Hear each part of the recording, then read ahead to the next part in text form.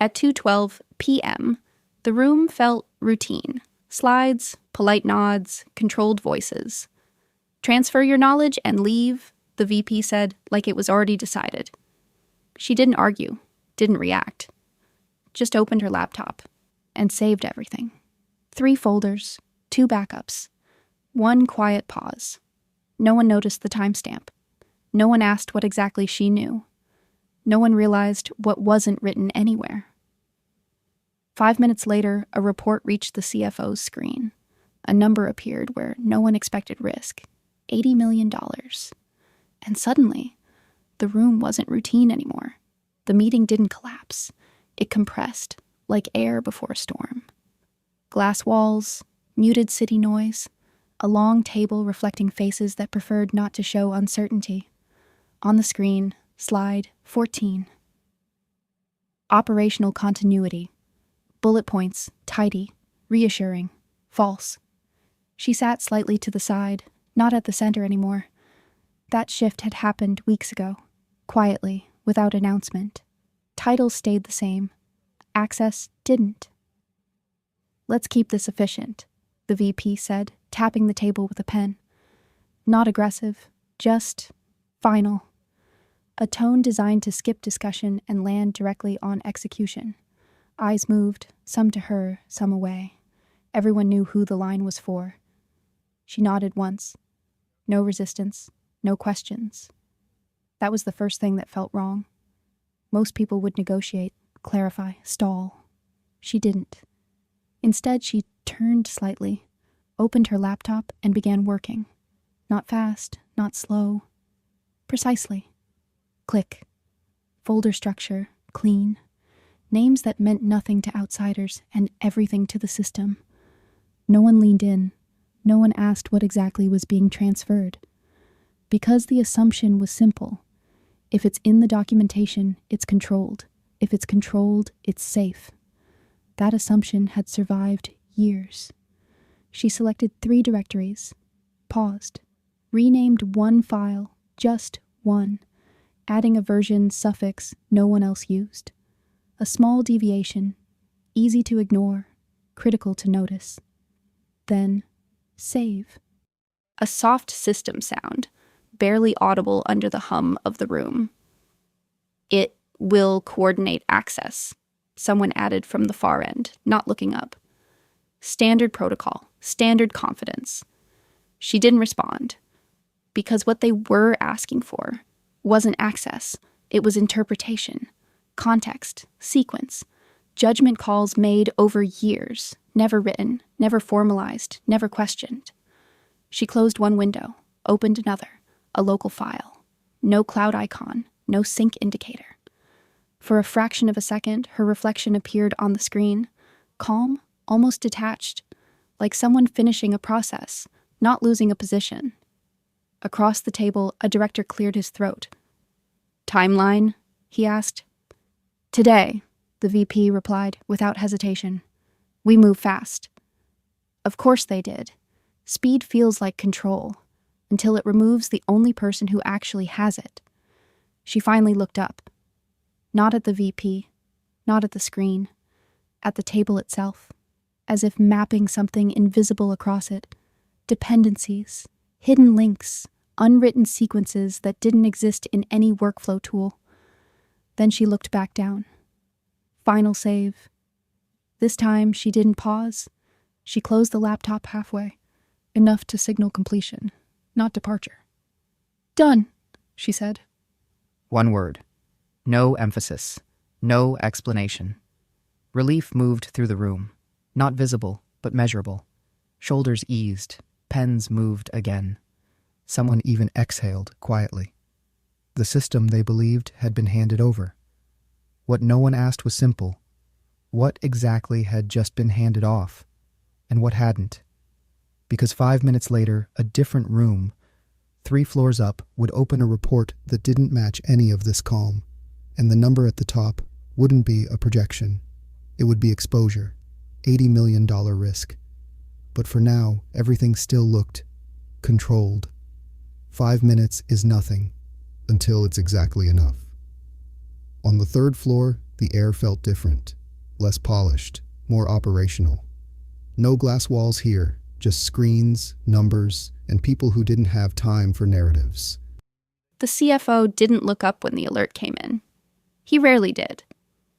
Flagged variants, someone said from across the room, already scrolling. Which model? Continuity projection.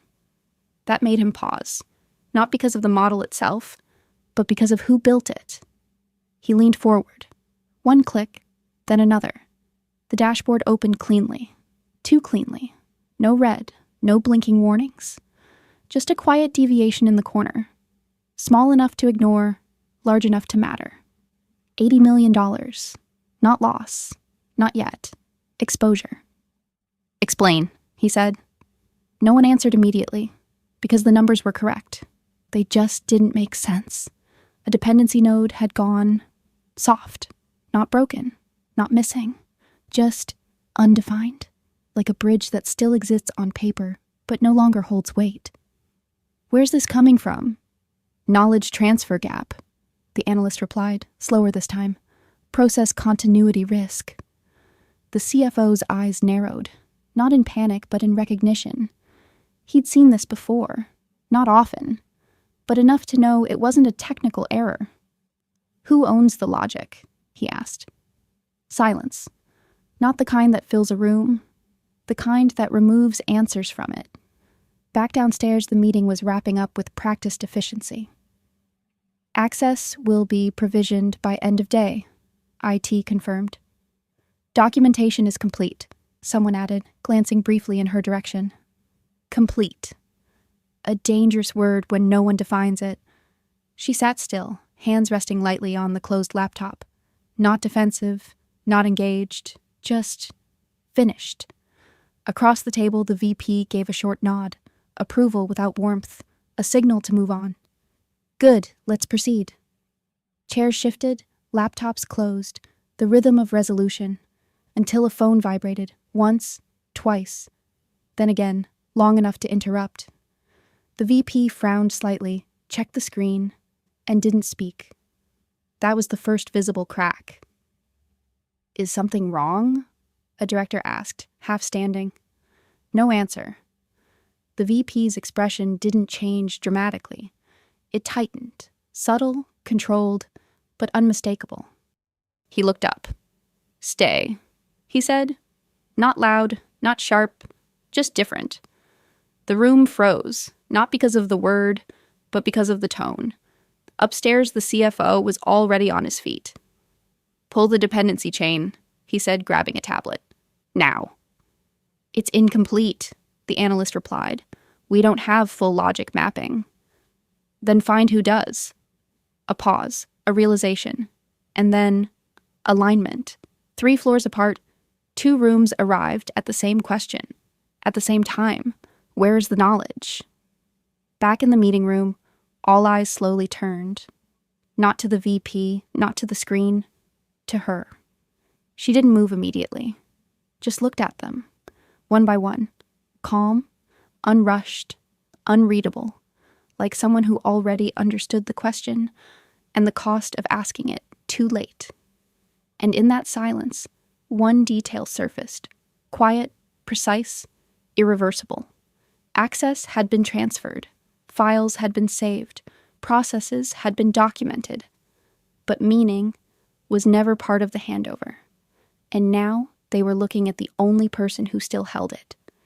If you've ever seen a decision made too fast, pause here, because what happens next isn't about access titles or systems. It's about who actually holds the leverage when everything looks complete. Subscribe and stay with the story. The next chapter shifts the balance, quietly and permanently. No one asked her to stay, but no one asked her to leave either. That was the second crack.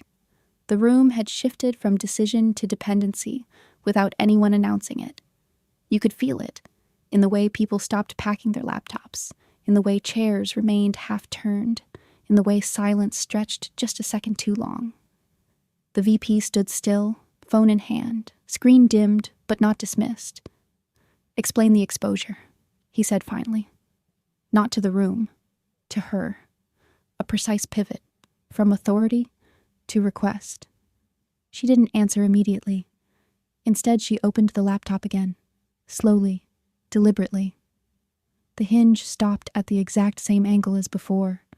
No more, no less. A controlled motion, like reopening a case that had already been closed. On the screen, no slides, no dashboards, just a plain interface, minimal, unimpressive. Your documentation is complete, the VP added, this time with a slight edge, a reminder, or an attempt at one. She nodded. It is, she said. And then, another pause. But it's not executable. That word landed differently. Across the table, someone frowned. Executable? Yes, she replied, calm.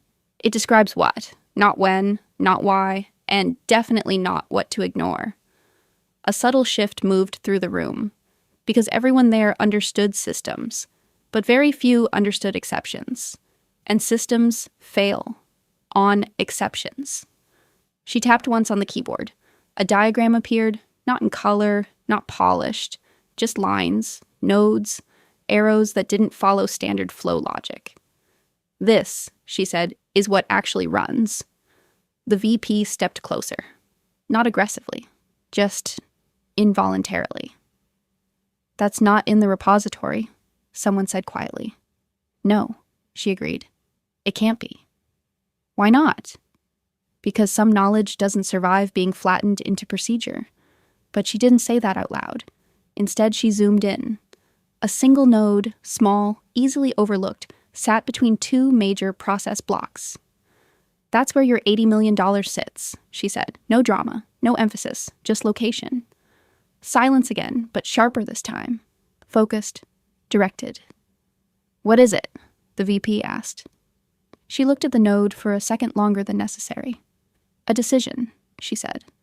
Not a rule, not a system, not a file. A decision. When do you make it? Someone asked from the far end, voice tighter now. She leaned back slightly. You don't, she replied. Not anymore. That was the moment the room understood the structure of the problem. Not missing data. Not broken access. Lost judgment. The CFO's voice came through the speaker, clear, controlled, already aligned with the gravity of the number. I need continuity on that node, he said. Now. She didn't look at the device. Because the request wasn't technical. It was strategic. You had it, she said quietly. Until today. A direct line, no accusation, just timeline. The VP's jaw tightened, not visibly to everyone, but enough. We still have the assets, he said. We just need the sequence. Assets. Another precise word, another incomplete one. She closed the diagram halfway, not hiding it, just removing easy visibility. The sequence isn't fixed, she said. It adapts. To what? The VP asked. She looked up. For that answer, you need context. And context, unlike files, doesn't transfer on command. It builds, over time, through decisions that never get recorded. The room didn't move. Because suddenly, speed was no longer an advantage. It was a liability. 5 minutes ago, they were optimizing transition. Now, they were negotiating understanding. And that changes leverage completely. She placed her hands lightly on the edge of the laptop. Not defensive, not assertive, balanced, as if holding the exact point where the system still worked and choosing whether to keep it there. The CFO spoke again, this time without filters. What do you need? A clean question. Finally. She didn't answer immediately, because the answer would redefine roles that had just been resolved, and everyone in the room felt it. The structure had inverted. The person asked to transfer knowledge was now the only one who could restore it, and the cost of delay wasn't abstract anymore. It had a number, $80 million, and rising. The question hung in the room longer than it should have. What do you need? Clean, direct, late. She didn't rush to answer, because this wasn't a moment for speed. It was a moment for precision. Outside, somewhere beyond the glass, the city kept its rhythm. Cars moved, lights changed. Inside, everything had slowed to decision time. She adjusted the laptop slightly, not to hide the diagram, but to center it. A subtle signal. We're discussing this properly now. Continuity, she said. One word. The VP exhaled quietly, almost imperceptibly. As in? As in controlled transition, she replied. Not extraction.